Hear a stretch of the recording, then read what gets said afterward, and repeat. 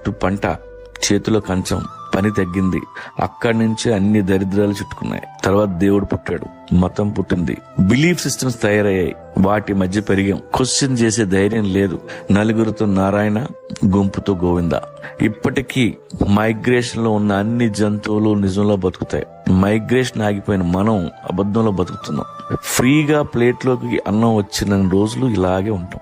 కానీ వేటగాడు ఎప్పుడు అలర్ట్ గా ఉంటాడు. మీ వేట ఆపొద్దు, మీ ఊళ్ళో ఉండొద్దు, కడుపు నిండిన వాడి పక్కలో అసలు కూర్చోవద్దు.